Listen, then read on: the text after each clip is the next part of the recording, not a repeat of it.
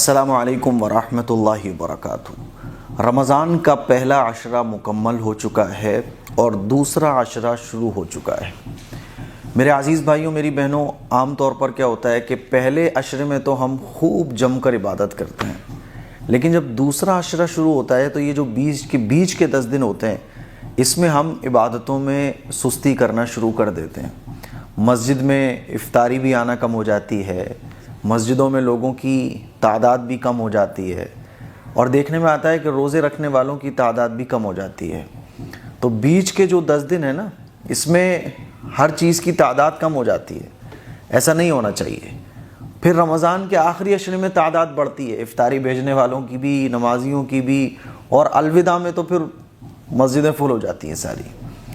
تو رمضان کے دوسرے عشرے میں بالکل بھی سستی اپنے اوپر حاوی نہیں ہونے دینی ہے، عبادت میں ذرا سی بھی کمی ہونے نہیں دینا ہے، اس کا پکا ارادہ کر لیجئے، اور 3 کاموں کی خوب کثرت شروع کر دیجئے رمضان کے دوسرے عشرے میں۔ اور یہ 3 کاموں کی کثرت رمضان کے پورے مہینے میں، رمضان مکمل ہونے تک ان 3 کاموں کی پابندی اپنے اوپر ہم اور آپ لازم کر لیں۔ وہ 3 کام کون کون سے ہیں؟ نمبر 1، قرآن مجید کی تلاوت۔ قرآن مجید کی تلاوت میں کوئی بھی کمی نہیں ہونا چاہیے، اور قرآن مجید کی تلاوت میں کمی نہیں آنا چاہیے بلکہ بڑھوتری ہونا چاہیے۔ تھکائیے قرآن مجید کی تلاوت کرنے میں اپنے آپ کو۔ قرآن مجید کی تلاوت کے ساتھ ساتھ 1-2 رکوع روزانہ ترجمے کے ساتھ بھی پڑھنے کی کوشش کیجیے کہ ہمارا اللہ ہم سے کیا کہتا ہے۔ بات سمجھ آ رہی ہے؟ تو پہلا جو کام ہے وہ ہے قرآن مجید کی تلاوت۔ دوسرا کام ہے دعا۔ قرآن مجید میں اللہ تعالیٰ ارشاد فرماتا ہے، ادعوا ربکم تضرعا وخفیا، کہ تم اپنے رب کو پکارو گڑ گڑا کر، اور کیسے؟ چپ کے۔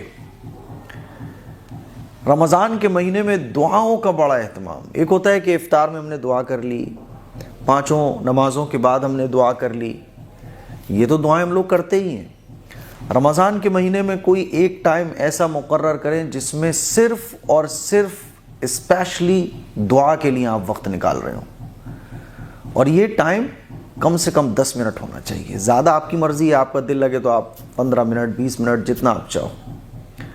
تو اسپیشلی خاص طور پر دعا کے لیے ٹائم نکالا جائے، یہ دوسرا بہت اہم کام ہے۔ اور وہ جو ٹائم نکال رہے ہوں آپ، اس میں بھی دعا کیسے مانگنی ہے؟ گڑ گڑا کر۔ جیسے قرآن مجید کی آیت میں اللہ تعالیٰ ارشاد فرماتا ہے، ادعوا ربکم، کہ اپنے رب کو پکارو تضرعا وخفیا، گڑ گڑا کر اور چپ کے۔ کیسے؟ آپ گڑ گڑا رہے ہوں اللہ کے سامنے، اور دل سے آپ مانگ رہے ہوں اللہ سے، آپ رو رہے ہوں، آپ دل کی باتیں اللہ سے کر رہے ہوں۔ اور اس کے لیے بیسٹ ٹائم ہے تہجد کا۔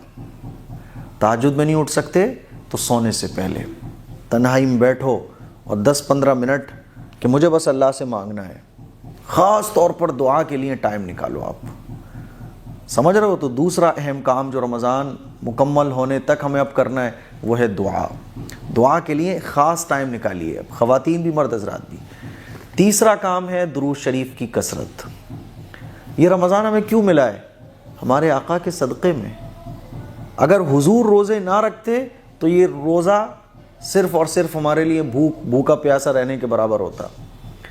ہمارے نبی نے نماز پڑھی ہے تو یہ نماز پڑھنا ہمارے لیے عبادت بن گیا ہے۔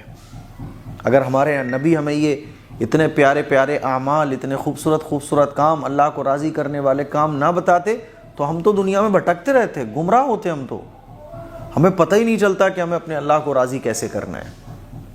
تو سب سے زیادہ جو احسانات ایک مسلمان پر ہوتے ہیں وہ آقا کے ہوتے ہیں۔ ہم آقا مدنی صلی اللہ علیہ وسلم کے احسان کو نہیں چکا سکتے۔ تو حضور پر درود شریف کی کثرت ہمیں خوب کرنی ہے۔ ایک وقت بنائیے درود شریف پڑھنے کا، اور اس میں 100 بار، 200 بار، 500 بار، 1000 بار، جتنا آپ کے اندر طاقت ہو حضور پر درود شریف بھیجیے۔ آسان طریقہ یہ ہے کہ 100 مرتبہ صبح، 100 مرتبہ شام، کم سے کم درود شریف ہمیں پڑھنا چاہیے رمضان کے مہینے میں۔ خاص طور پر درود شریف پڑھنے کے بہت سارے فائدے ہیں، دنیا کے بھی آخرت کے بھی۔ تو درود شریف کی کثرت خوب ہونا چاہیے ہماری۔ تو 3 کام ہیں جو رمضان کے اب دوسرے عشرے میں ہمیں شروع کر دینا ہے، اور رمضان ختم ہونے تک یہ 3 کام ہمیں پابندی سے کرنا ہے۔ نمبر 1 قرآن مجید کی تلاوت، نمبر 2 دعاؤں کے لیے خاص ٹائم، نمبر 3 درود شریف کی کثرت۔ اس کلپ کو شیئر کریں، دوسروں تک پہنچائیں۔ السلام علیکم ورحمۃ اللہ وبرکاتہ۔